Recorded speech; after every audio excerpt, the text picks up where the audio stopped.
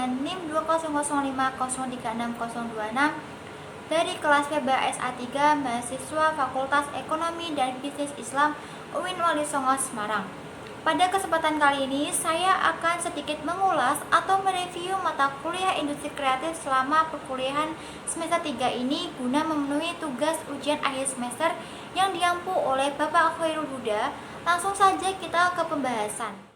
Untuk materi yang pertama yaitu mengenai ekonomi kreatif adalah penciptaan nilai tambah yang berbasis ide yang lahir dari kreativitas sumber daya manusia dan berbasis ilmu pengetahuan termasuk warisan budaya dan teknologi.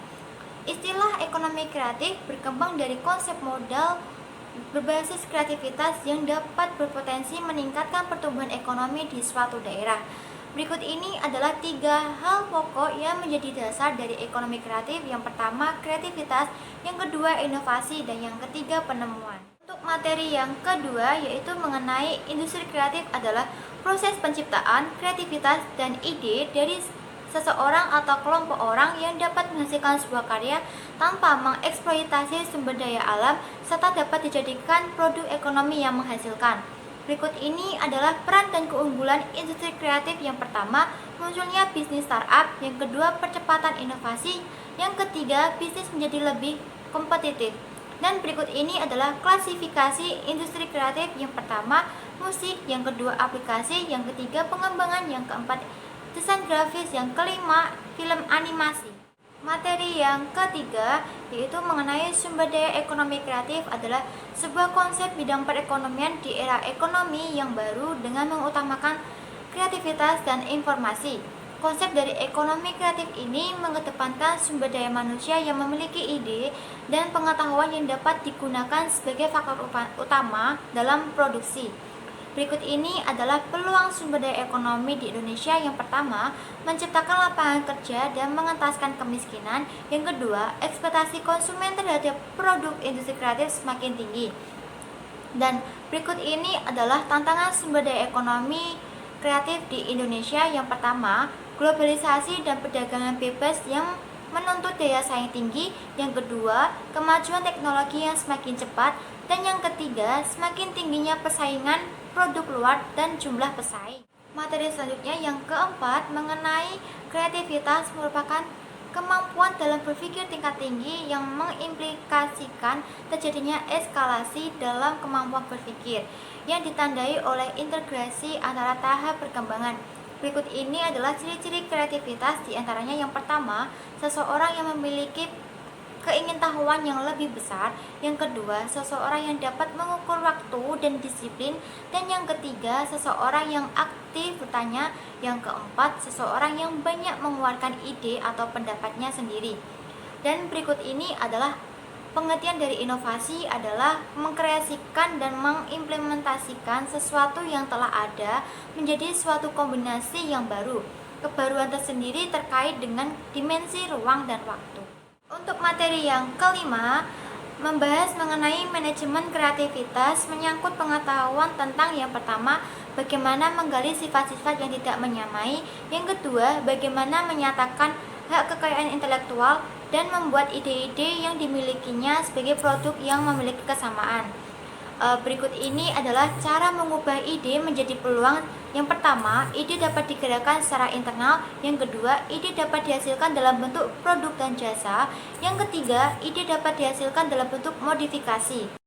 Untuk materi yang keenam yaitu membahas tentang hak kekayaan intelektual bersumber pada pemikiran bahwa karya intelektual yang telah diciptakan atau dihasilkan manusia memerlukan pengorbanan waktu, tenaga, dan biaya. Tujuannya untuk mendorong dan menumbuhkan kembangkan semangat terus berkarya dan mencipta. Berikut ini adalah suatu pelanggaran, bisa dikatakan pelanggaran pada haki. Yang pertama, perbuatan yang dilarang dan diancam dengan hukuman undang-undang terkait haki. Yang kedua, penggunaan haki tanpa izin atau lisensi dari pemilik atau pemegang hak. Yang ketiga, pengguna haki melampaui batas-batas yang sudah diatur dalam undang-undang. Untuk materi yang ketujuh yaitu mengenai kewirausahaan merupakan orang yang mengambil resiko dan juga berani untuk memulai sesuatu yang hal baru. Wirausaha dapat dikatakan sebagai orang yang sedang berjuang untuk diri sendiri mengembangkan usahanya berdasarkan kemampuan yang dimilikinya. Berikut ini adalah beberapa faktor yang menyebabkan wirausahaan berhasil. Yang pertama, faktor peluang. Yang kedua, faktor SDM. Yang ketiga, faktor keuangan. Yang keempat, faktor organisasional. Yang kelima, faktor perencanaan. Dan yang keenam, faktor pengelolaan usaha. Untuk materi yang ke-8 mengenai dalam Islam, bisnis dapat dipahami sebagai serangkaian aktivitas bisnis dalam berbagai bentuknya yang tidak dibatasi jumlah kepemilikan harta termasuk profitnya, namun dibatasi dalam cara perolehan dan pendayagunaan hartanya atau ada aturan halal dan haramnya. Untuk materi yang ke-9 yaitu mengenai etika bisnis dalam Islam adalah studi tentang seseorang atau organisasi melakukan sebuah usaha atau kontak bisnis yang saling menguntungkan sesuai dengan nilai-nilai ajaran Islam. Berikut ini adalah prinsip-prinsip etika bisnis menurut Al-Quran. Yang pertama, melarang bisnis yang dilakukan dengan proses kebatilan. Yang kedua, bisnis tidak boleh mengandung unsur riba. Untuk materi yang ke-10 yaitu mengenai manajemen bisnis dalam Islam merupakan sebuah usaha yang dilakukan oleh seseorang dengan melakukan tahap-tahap manajemen berdasarkan ketentuan Islam, di mana seseorang bisa melakukan manajemen dalam usahanya tanpa melanggar aturan Islam. Berikut ini adalah fungsi manajemen bisnis Islam. Yang pertama, perencanaan. Yang kedua, pengorganisasian. Yang ketiga, kepemimpinan. Yang keempat, koordinasi. Yang kelima, motivasi. Yang keenam, penggerakan. Yang ketujuh, pengawasan. Untuk materi yang ke-11 yaitu mengenai organisasi bisnis Islam adalah keseluruhan koordinasi antara subsistem yang saling berhubungan dalam rangka mencapai tujuan usaha yang didasari aturan syariah. Berikut ini adalah tujuan organisasi bisnis. Yang pertama, untuk memperoleh keuntungan dari kegiatan bisnis. Yang kedua, untuk menciptakan barang atau jasa yang dibutuhkan masyarakat. Yang ketiga, untuk mencapai kesejahteraan pemilik faktor produksi dan masyarakat.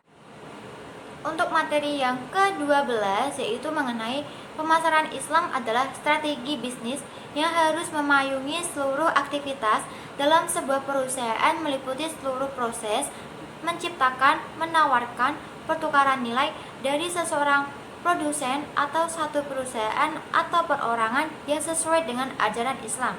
Berikut ini adalah etika pemasaran Islam. Yang pertama yaitu memiliki kepribadian spiritual. Yang kedua, berlaku baik dan simpatik. Yang ketiga, berlaku adil dalam bisnis. Yang keempat, bersikap melayani dan rendah hati. Dan yang kelima, menepati janji dan tidak curang.